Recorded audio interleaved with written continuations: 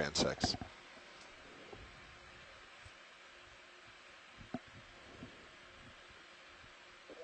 That mystery copper item is coming into view just right now in center.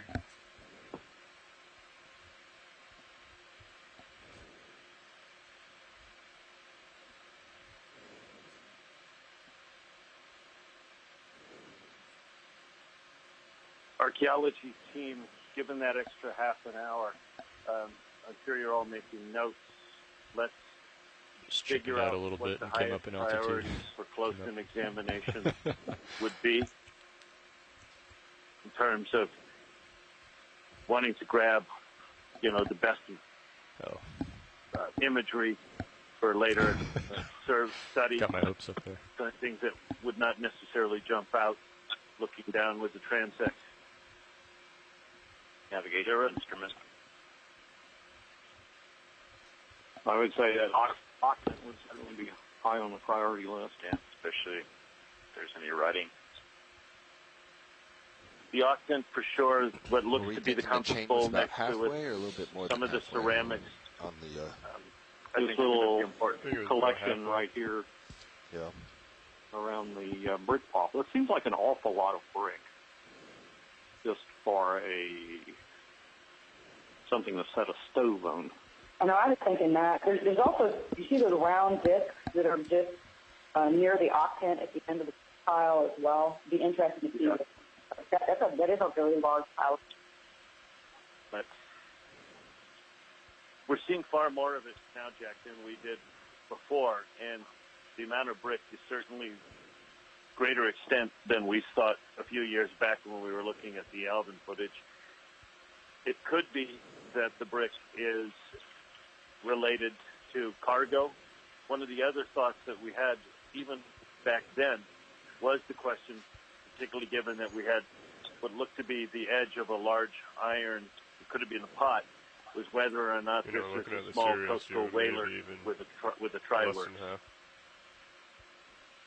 There's been a suggestion that could be the case for one that we didn't have an opportunity to go with. The chain is farther than the halfway point? Around Okeanos Explorer. So when we hit the chain, we have a lot more to go. I believe so. There is a structure that somewhat resembles actually the tri-works we see on the Charles Morgan, although fairly smaller,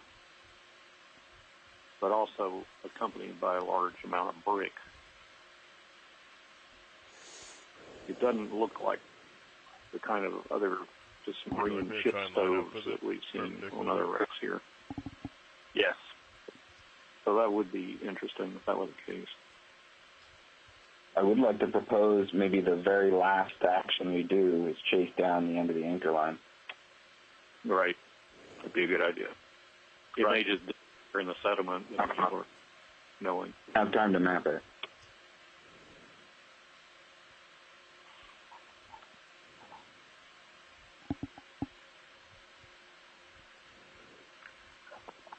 Interesting that it doesn't really seem to be attached to anything on board the ship itself.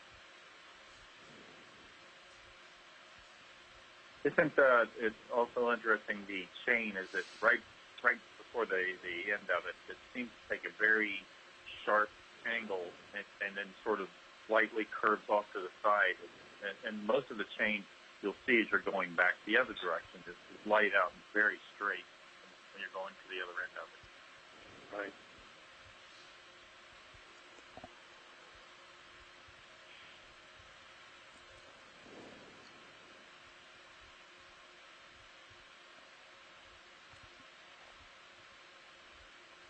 Did we feel that there needed to be a closer examination of the chain plates or the gudgeons or anything, or anything like that as far as dating? I think we should take a quick look at the gudgeon, and we should look more carefully at least one of the chain plates, particularly one that may still have a dead eye in it. That's a good view of the sonar jug handle and lip.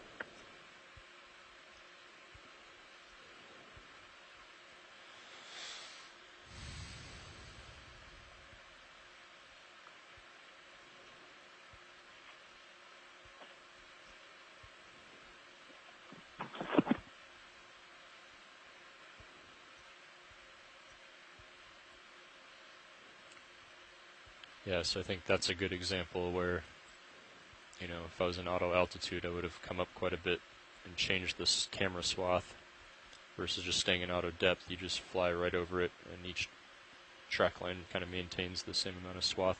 Does that make sense? Yeah. And then the video person, yeah, just has to... What's that? Oh, okay, okay. Just making sure.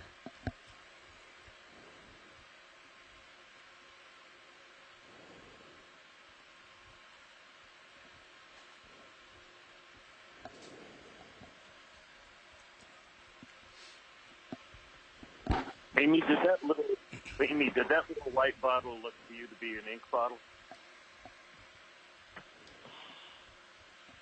The ceramic that we just passed over? You know, I wasn't really sure about that, because is that the one that's a bit... Probably isn't too exciting for everybody else in the room, but I'm having a great time right now. Yeah, it's very small. It's close to the jug and the navigational instruments and that rectangular plate. Yeah, I wasn't sure about that one. I was hoping we could look at that in more detail, that particular bottle, and also items that Scott's trying to point out as we pass. Like, you might want to look at those, too, in detail. Yeah, I concur, Jim. I was looking at that as well. Looks a bit like a beer bottle.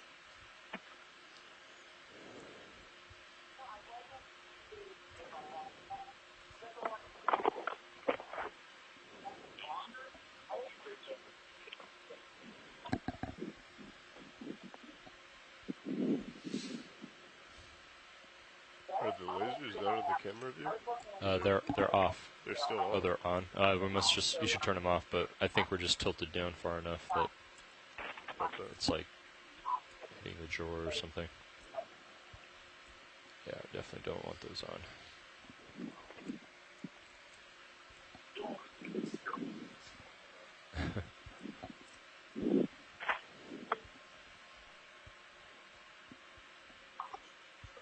Thanks, Bob. Thank you, Bob.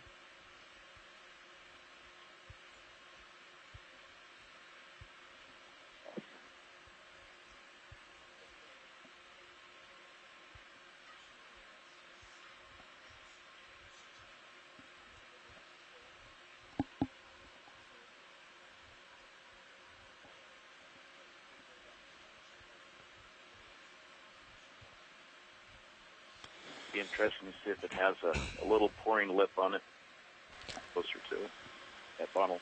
Is the speed on these track lines working well, you think? Do we need to speed up or slow down? Or are we about what you were hoping to be at?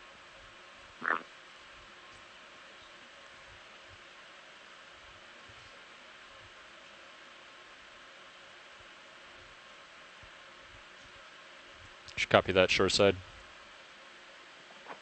Scott, the speed okay for you?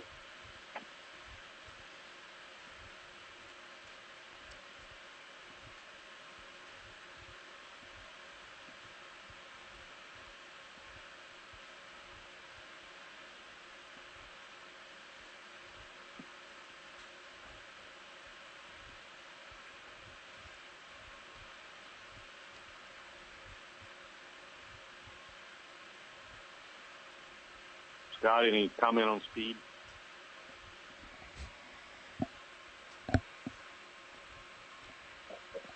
We may have lost Scott. He's been having problems with his phone dropping. He should be back in a minute. Right. Sorry, my phone dropped out. I'm back. Scott, are we good with speed? I think we're good. I would possibly even risk slightly increasing speed, but not significantly. So okay. If we did want to potentially do that, that is maybe an option, just so long as, you know, we're not getting any motion smearing. Copy. And just to clarify, you've been taking one frame every half a second for the mosaic? Well, actually, I take all the frames, and then when I extract them, it's typically at a rate of 1 hertz, right? So I take 1 frame per second into HD data, usually because we'll get the best results out of that, although the processing time is like exponential, right? For the low-res stuff, I tend to take every 3rd frame or so. So we call it a frame step of 90. So if you're doing this at 30 frames per second, I'll pull every 3rd frame or so. Got you there at 85. Thanks.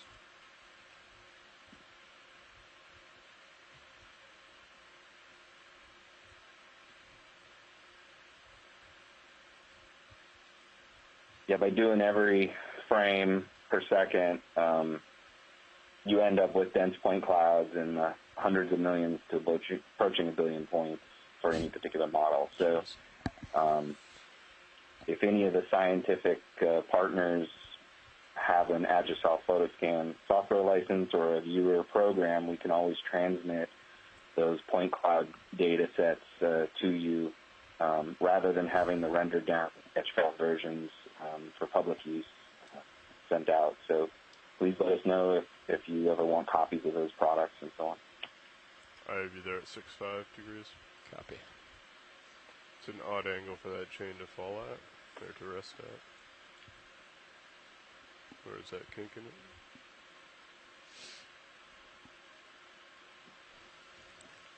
Pilots, now that I'm in the chair, just let you know there is quite a bit of brightness change across this. The iris has to be continuously ridden to try to keep the peaks at about 80. Okay.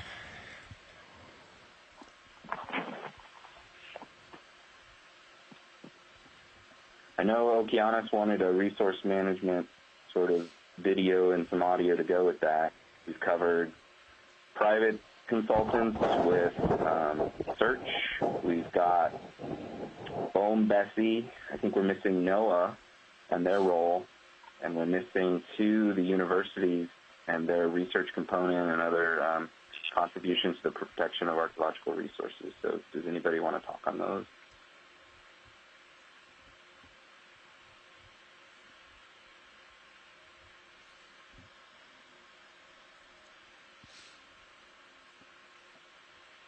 Following you up. Copy.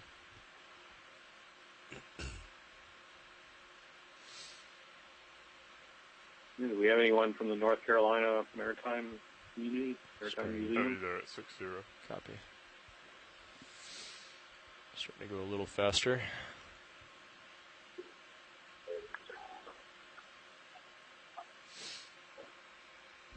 Jack, if we don't, I'll just say this is Tim. As a Maritime Museum Director for 15 years, what I would say is that back in those days, as well as subsequently working with museums are invaluable partners. I think there's what we do, about a half a meter difference. Not only are they repositories of artifacts elevation and between that the we can use to compare to bottom side of the wreck and the not top. only do they have incredible archives, So that would be why you're having to constantly adjust exposure. We can draw from as we research what we see and what we excavate. But museums are also very important in communicating the importance and the value of archaeology and history to the public. And there are also places where we are able to display that which we have recovered.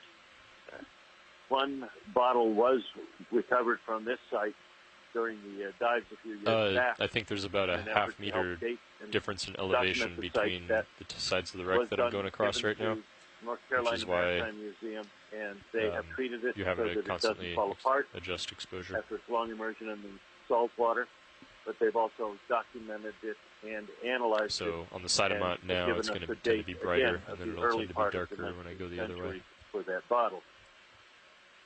North Carolina Maritime Museum in particular is also one of the avenues by which different the colors. ongoing It's not excavation bright white sand. of the ship believed to be Queen Anne's Revenge, the flagship of the pirate Blackbeard. Not only has that work by the North Carolina Maritime Museum with the partners of East Carolina University and North Carolina's Department of Archives and History and their underwater archaeological program, not only have they helped preserve and treat the artifacts and analyze them, but the story of the wreck is told there, sharing it with the public. And as an archaeologist, as well as a former Maritime Museum director, I can say rather clearly, the work we do as scientists, as archaeologists, is meaningless unless we share it not only with one another, but also with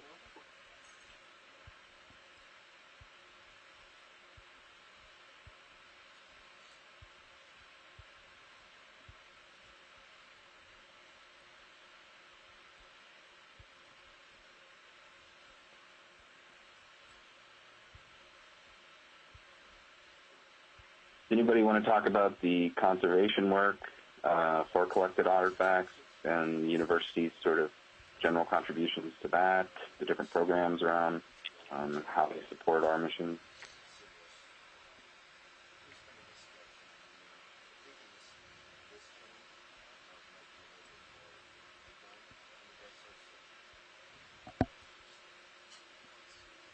Amy?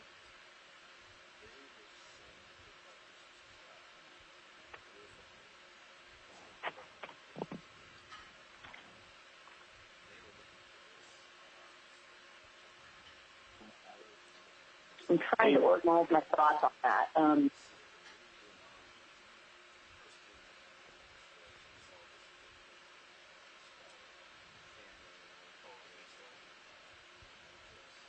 Pulling you down. Copy, thanks.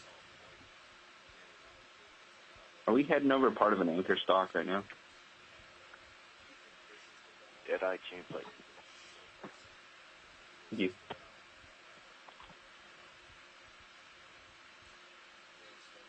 Gotcha there, 80 degrees.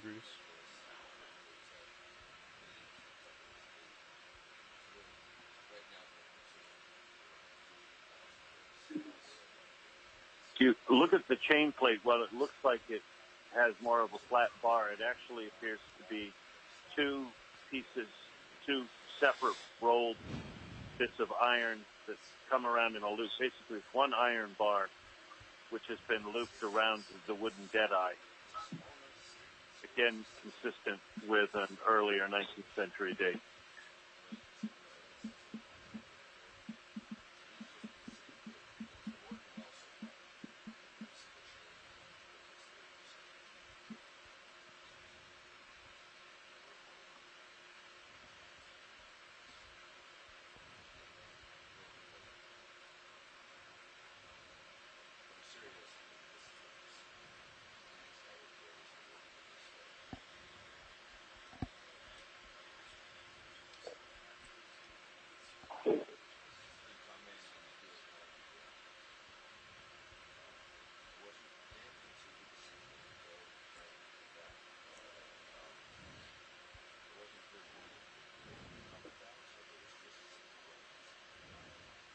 They want it forward and back. Yeah. Yes. Yep.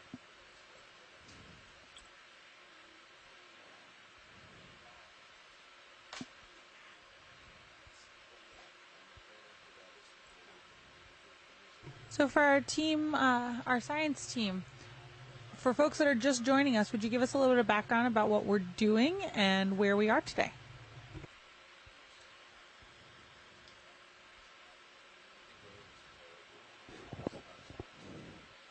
What would you estimate the percentage of... Jack? Estimate. I was going to suggest that was my Jim. last, He's the team like, leader. 3 track lines have been 040 and 230. So it kind of changed the angle a little bit again, and I think that's working pretty well here, perpendicular to the... For all of you joining us, wreck.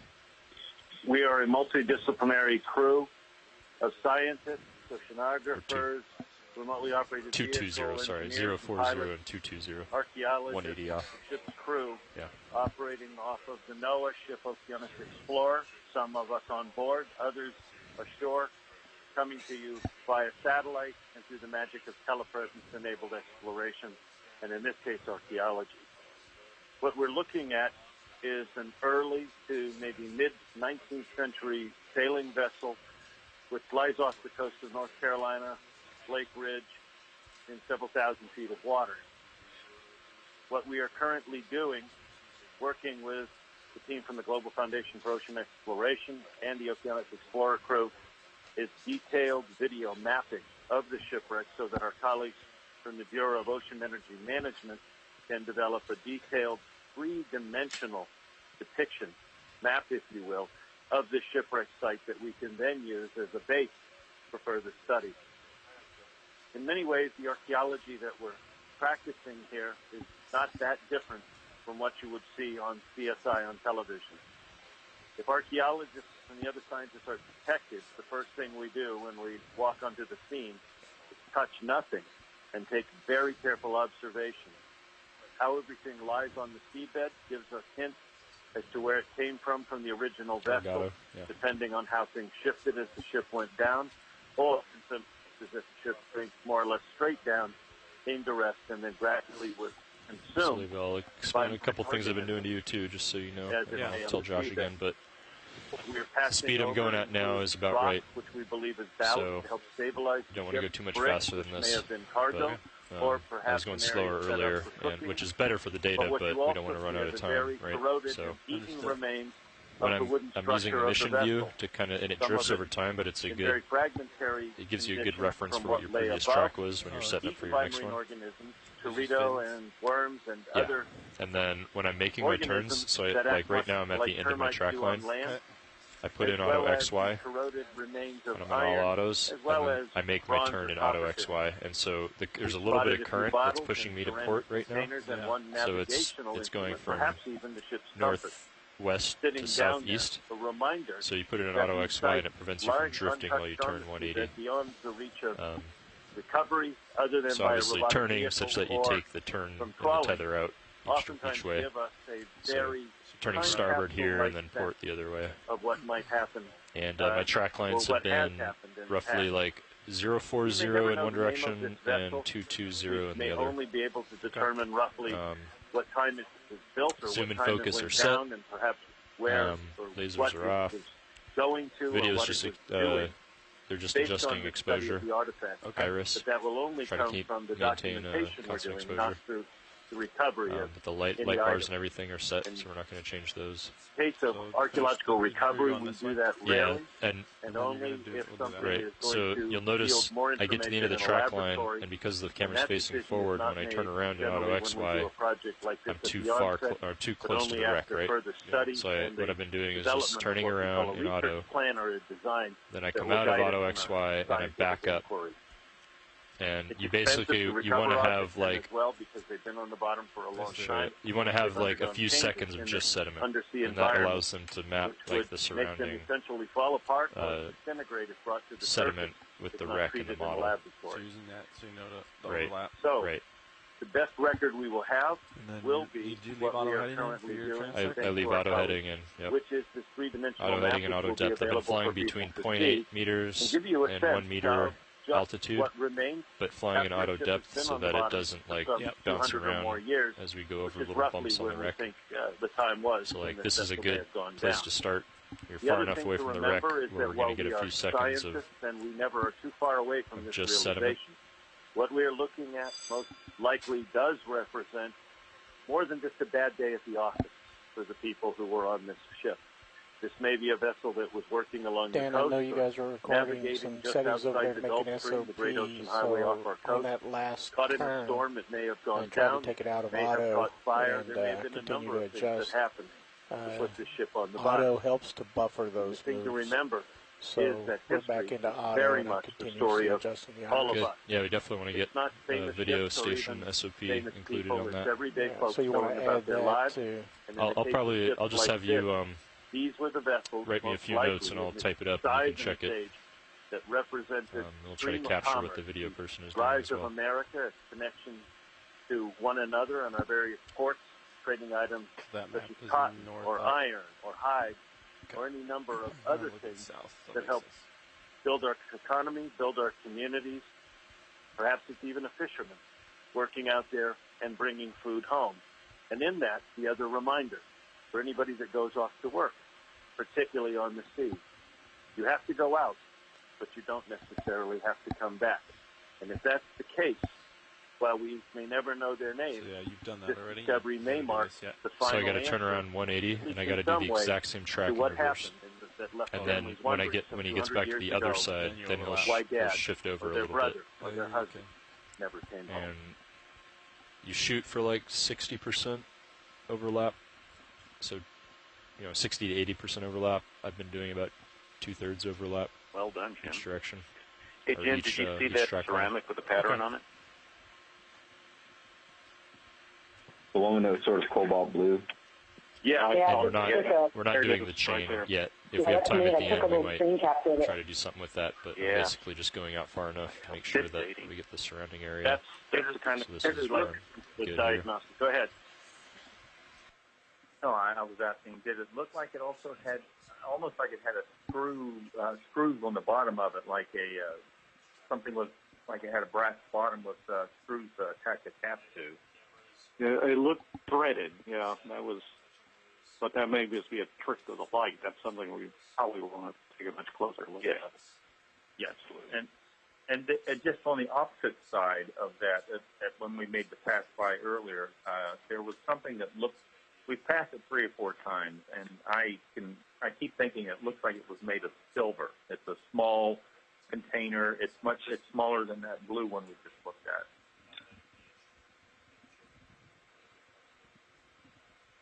Doubtful it's silver. Silver fares generally rather poorly in seawater. They're likely to be completely black and accreted. Okay, granted, thank you.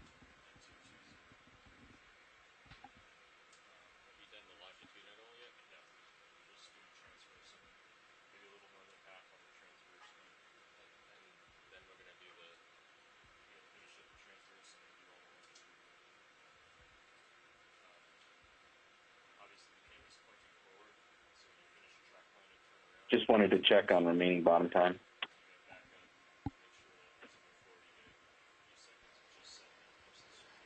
I'll compute that. This is Nav, watch leads. I'll compute that and get back to you in a moment. When is the recovery? The 4:30 Eastern time?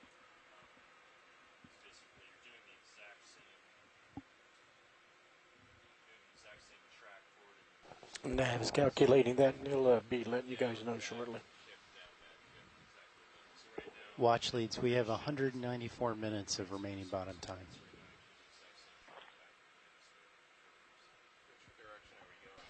So we have 194 minutes of bottom time left. Oh.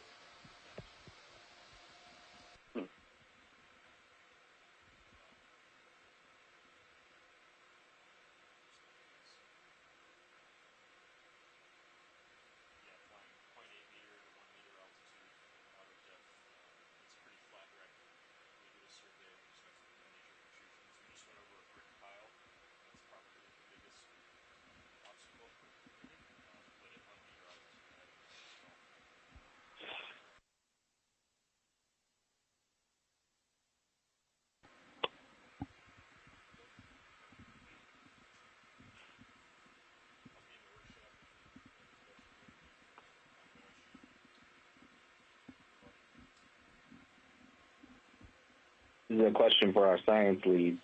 For the 90-degree offset lines that they're going to run, do we want to decrease the overlap to the minimum, which is 60%? Because those are additive value, particularly for the alignment phase, but we could theoretically increase the amount of time we had left for our views sort of orbits around those particular unique diagnostic artifacts.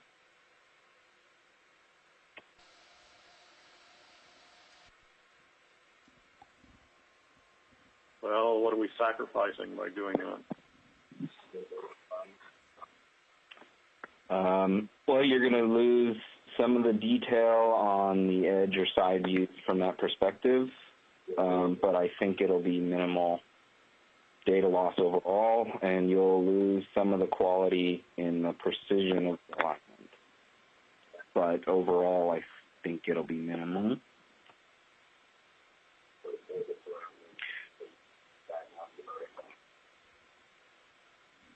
Scott, what's the recommendation? Well, if my math is right, and it rarely is,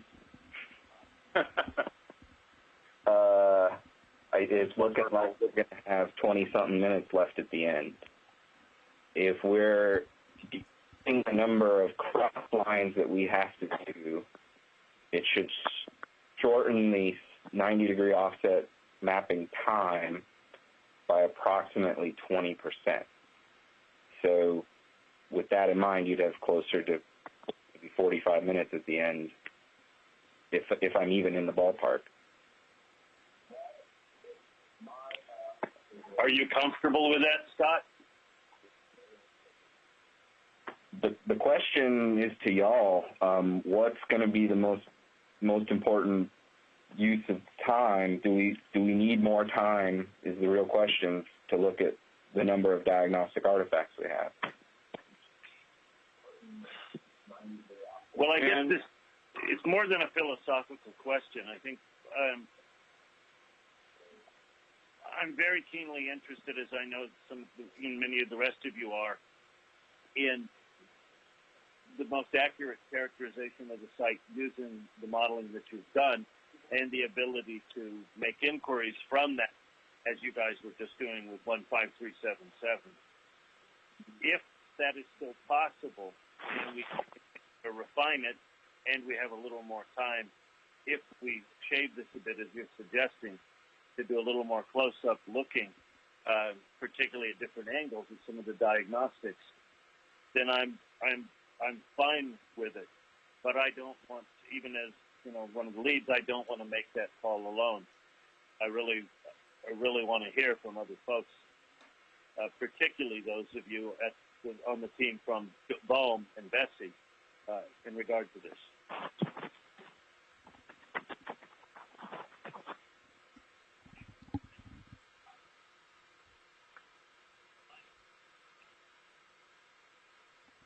Well, one thing to bear in mind is that the high-resolution video that we get afterwards, are you turning your head at all? Together, no. We do get a considerable amount of detail that you need, but it's downward looking, of course, so there's not the opportunity to sort of fly around the artifact and inspect it from every angle. So personally, I would like to see about 45 minutes at the end just to be able to run a bit around this brick pile and look at some of these diagnostic artifacts that we spotted in our past, which, incidentally, my screen has frozen. Is anybody else having a problem? Nope. Yeah, if you dump the browser, sometimes the temporary file can get rather big that it's using to buffer this, so sometimes just close it and reopen it, and you might have more luck. Okay. All right. I will point out there is, process-wise, if we do reduce the 90-degree offset lines to the 60%, we are still in the experimental phase of this process. We will be able to compare some of the alignments that we did for 15377 against the 90-degree offsets that we do here. So in a way, that does give us new information that perhaps we can use to sort of minimize the mapping times we use on other sites while maintaining a quality product. I will point out, Jim, that 15377, we only did the 90-degree offset lines up to the point where the pumps were. So as you go aft in that model, you can see the result of not having any of those 90-degree offsets, where things get a little fuzzier and some of those drip pins are sort of misaligned and fuzzy. But we will have all the offset lines here. They just won't be at the same frequency or overlap as we had on the very boundless section of 15377.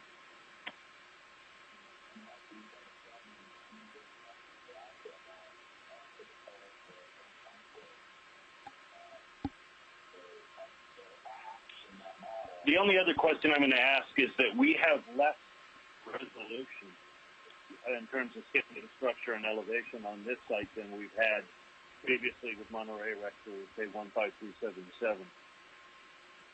As the scientists experiment, and in particular looking at and refining your technique, it strikes me that this site, given its nuanced nature, really does offer us, perhaps at least for now, a unique opportunity to hone your method and characterize it better. So I just want to throw that into the mix and ask that question. So again, in regards to what decision we make on the headings pairing. are 20 and 340. We were doing 40 and 220.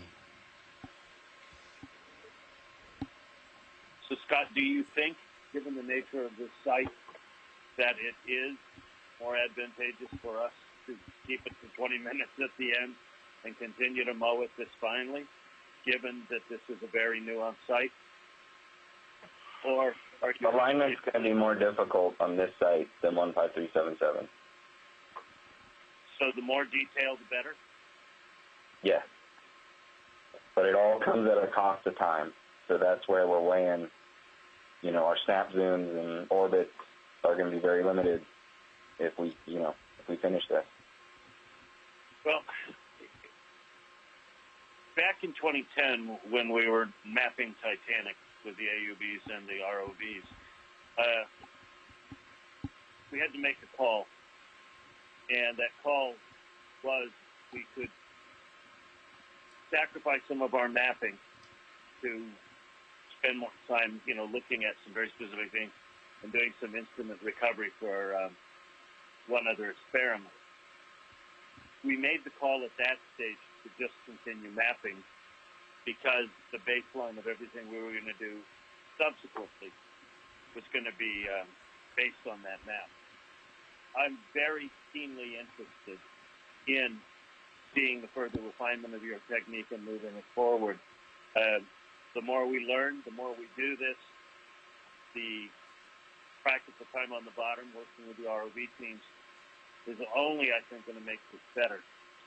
So I'm loath to diminish the returns, particularly with a site like this, understanding fully that it means that we're going to have less time to look at the cool stuff and the diagnostic stuff. I'm more inclined to just keep going as we are. And again, as some of you know, I am one of the least patient archaeologists on the planet. But, so somebody argue with me if you think we should vary from just keeping going as we are. Well, I think I would argue with you that would probably be a good idea from our experience with what we've seen with these previously, because what we've learned from stitching these together and coming out with a mosaic really sort of exceeded what we would see just looking at little close-up views. And looking at the high-resolution video that comes at the end of this, often we can enlarge and distinguish features on these artifacts that we really are not seeing just flying over them as we are doing now. So I'm not sure that we're losing that much if we don't have that much time to stay and zoom in on individual features, individual artifacts. Whereas we could be losing more of the resolution of the final product of the map if we don't keep up as we're doing. I hear you, Jack. I keep coming back to if we've been able to do this with Monterey A in 2012. Well, and I think, from our experience with 15337 back in December, we all now, I think, regret not having taken the time to do the full mosaic on that site. So, this may be our only shot, and we probably should get the most out of it that we can with the map. Okay, Copy that, Bridge. Let me check with pilots, but rotation about the A-frame most likely won't be an issue.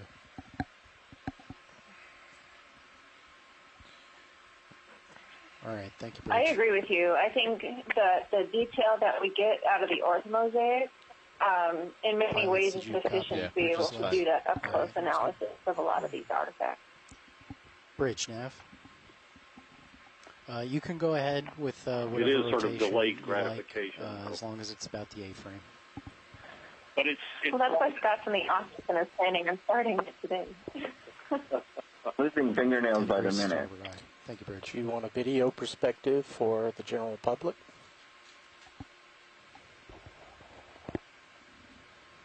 Yes, please. So this is rolling. So my point definitely is coming from the video standpoint in general public, and my point would be. You tilt up a little. I'm sorry, Roland. Can you speak up? My point would be that if our mosaic is definitely our number one product, and we should get a very good one.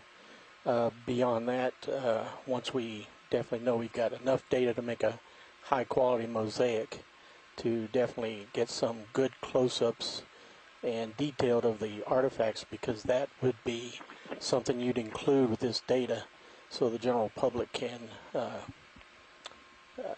get more interest in the object and the preservation of such material. If they see the actual individual items, that I think that lends to the value of these types of expeditions. Thank you. I guess from the perspective we were asked earlier about museums, there's now new display techniques, and I just saw it at the new National Museum of African American History, where with what essentially is a giant iPad, a mosaic like this is the means by which a visitor in a museum can really explore and understand the wreck based on not only the quality gathering of data in a scientific way, but also the characterization that we do later, so that they can then, in their own time, and driving through the magic of their own fingers across that giant iPad, really explore and look at this wreck and see what stories it can tell based on our analysis. So I feel that for those reasons, thank you, Roland, for that, I say we stay the course. Speak now or forever hold your peace if you disagree. This is Frank. I think I side a little with Jack in that we should spend at least a little bit of time looking at the few varied diagnostic artifacts that we have, just for only a few minutes to get close-up and very detailed images that we wouldn't otherwise be close enough to get. We wouldn't get close enough in our mapping. Roger that. We can zoom in much closer, even if it's just for that 15 or 20 minutes at the end of the dive. Frank, I agree, and I don't think we'd be arguing against that. If anything, what we might want to consider is rather than take the chain to the end, that vision looks pretty we do that. Josh, I'd vote for that. How far you're overlapping. And what could also save time is if ahead of time you guys know which objects you want ahead of time. That way we can direct the pilots to go directly to those. Roger that, I agree. I'd suggest a couple of you start making your list, and then as we get down the line a little bit, let's just quickly confer and develop our A list.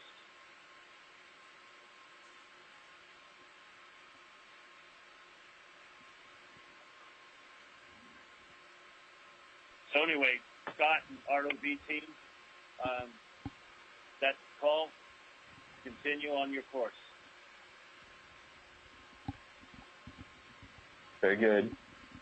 I have a question for the ROV pilot, and it's generally that I'm curious if it would be more efficient to go further past to make your turn just so you don't have to back up again, or is this more a product of you guys making sure you have the line or the track exactly right? So I'm just curious if perhaps that might help save time, or am I just not understanding a particular challenge that you guys are facing? Hi, so this is Josh Carlson, the pilot of D2 at the moment. Yeah, you're correct in that part of the reason why we do that rotation closer to the wreck is to make sure our lines are overlapping enough, so that we're not, so that we're getting that 80-90% overlap. As I get more comfortable with these lines, I'm going to start doing the turns a little faster, so that we can be more efficient with our time here. Thank you. And all those little bits are very helpful for me, because we'd like to apply this model to other setups, potentially in the future with other GFOE ROVs, or perhaps trying to see if we can integrate some protocols for work class ROVs or other things for inspections where we want to create models, perhaps for inspection work of seafloor operations or material, as well as other archaeological sites collected by other ROV teams. Yeah, the only other thing I would add is the large contributing factor right now is with the current that we have going to the going broadside.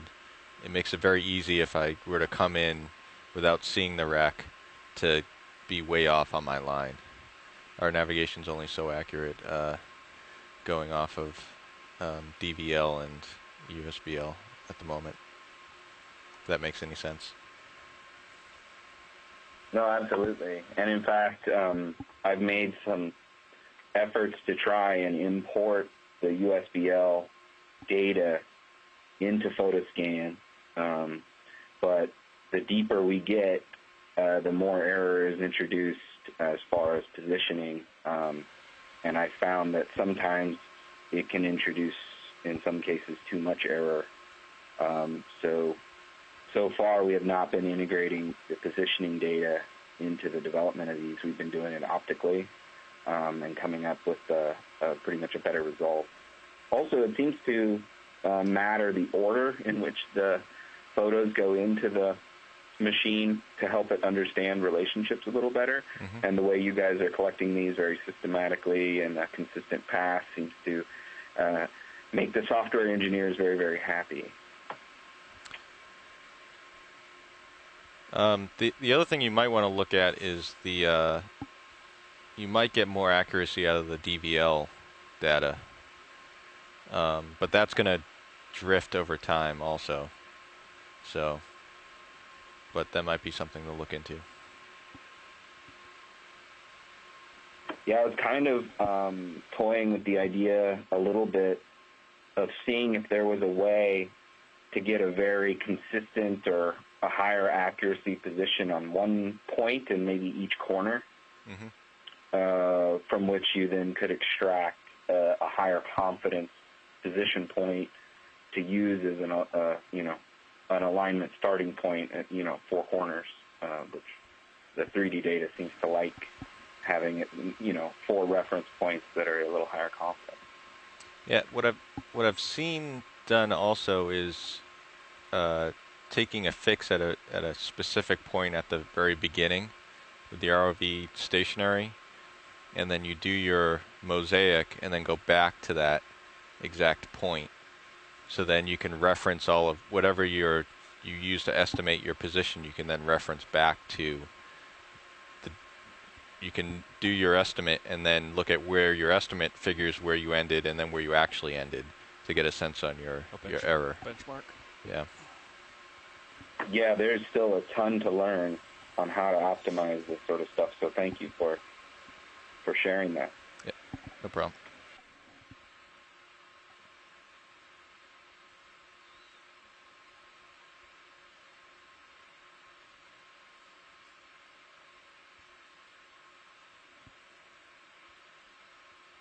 I sometimes think in 20 or 30 years when we look back on this, will we go ahead, Bridge.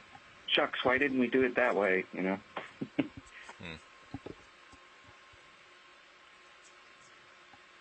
Copy that. You can proceed. Thank you, Bridge.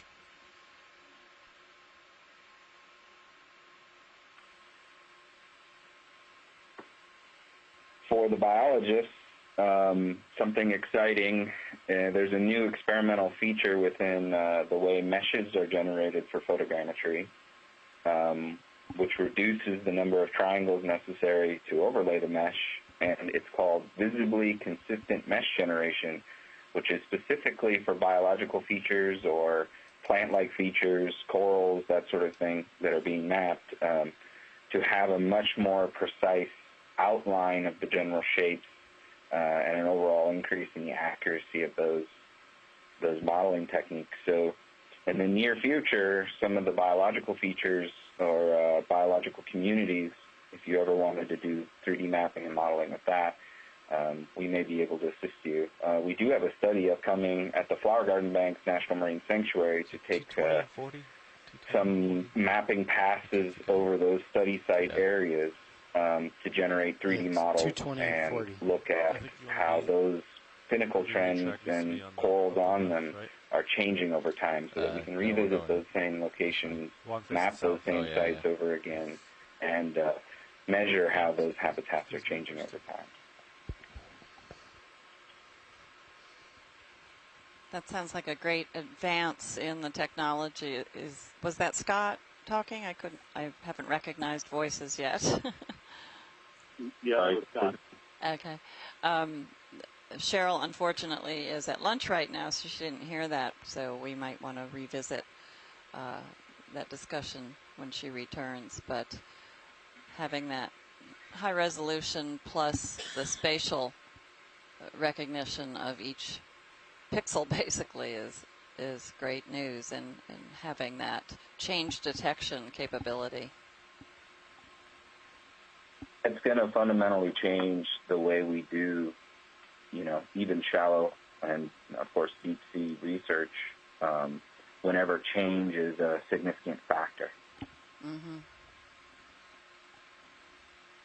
I'd like to see the result of that crinoid that we just went over in the small coral with an ophiroid on it. It was actually hanging off the bottom, probably about 10 to 12 inches. See how that looks in your 3D model. Yeah, and two, if there's specific, elements within the data sets, I can capture the different views of that same item, render just that item, and try it with that new experimental mesh generation feature, and we can kind of compare the two.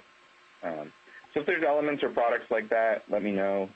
Two, for the archaeologists, ortho photos can be generated from any of the planes within the 3D model. So keep in mind that we could always generate ortho photos from different views. It doesn't always have to be the planar view over the entire wreck site itself. So if you wanted a prominent detailed ortho photo of the bow section of New Hope, or a certain element of these different wreck sites we're visiting, I need to know that you want that as a product, and we can certainly process for that view specifically that you're seeking. So please, let us know if you're wanting different products from this sort of thing, because we can always generate those.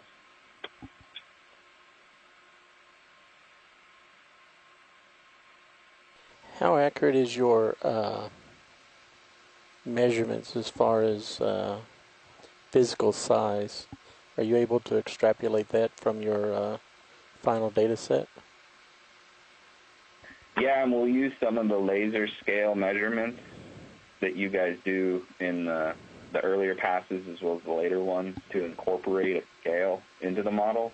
Joe Hoyt has bragged about some of his models. Of course, he has the advantage of being able to go back and take more photos whenever he has error. But he's talking about centimeter or less accuracy, so very fine scale accuracy. So we can come back and measure specific items within these models and maps. Very nice. I think when we come over that crinoid again, I'll just point it out to you. Seems like a good target item for that test. Did you copy that, pilots? Yes. Eddie Jane. Back to port. Boys don't crinoid. So on the top left, you see a coral and now it's in the center, there's a ophiroid on the end of the stalk. And then the coral just went off screen. That's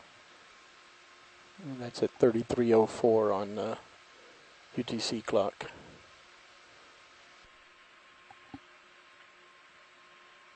If you happen to be looking at stream 3, it has the clocks so you can see how offset your time is. Thank you. Point it out to me again when we go over on the next pass. Will do.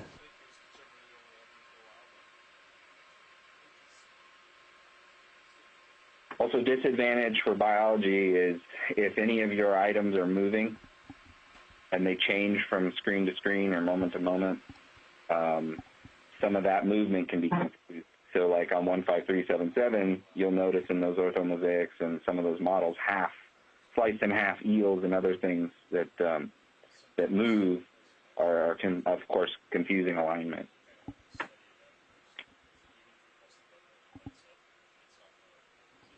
Yeah, I would imagine in such an image as that, that's where you actually would then eliminate those pixels and pull the pixels from the additional further into the image.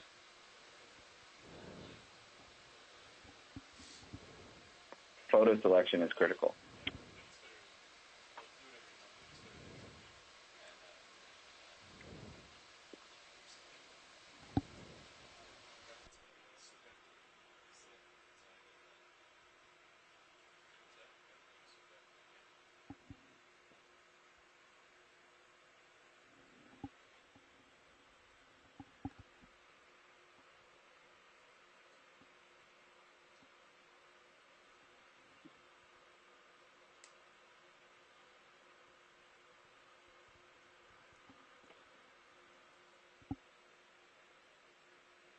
So that ophiroid is currently in the center of the screen as we're backing up at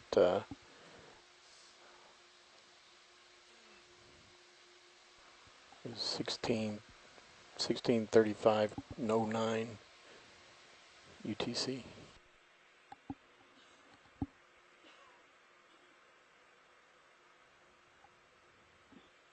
Just so I'm confident, would you be able to email out a still grab of that item that you're interested in?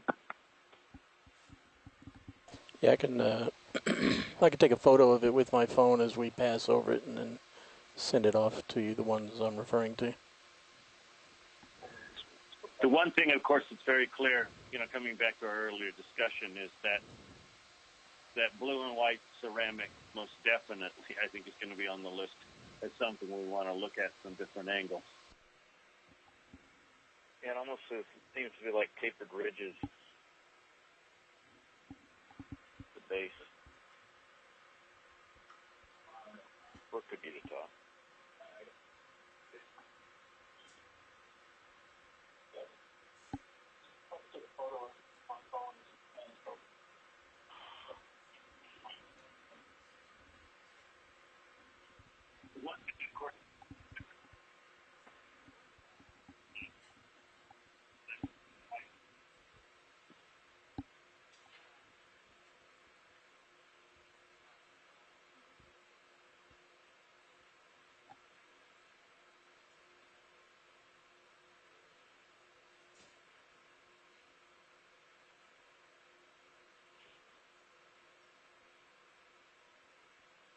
So far on our list is the gimbal for the compass that may or may not be, cobalt blue ceramic item, the navigational instrument. Was there something else that I'm missing? I would add that the stoneware next to the octane and that possible ink bottle with Amy's card.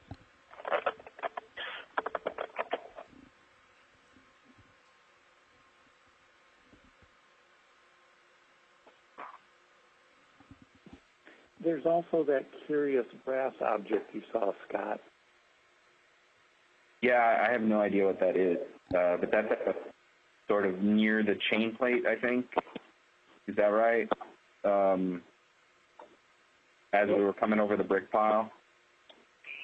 I believe so. It's near that stoneware bottle and the long cylindrical ceramic bottle.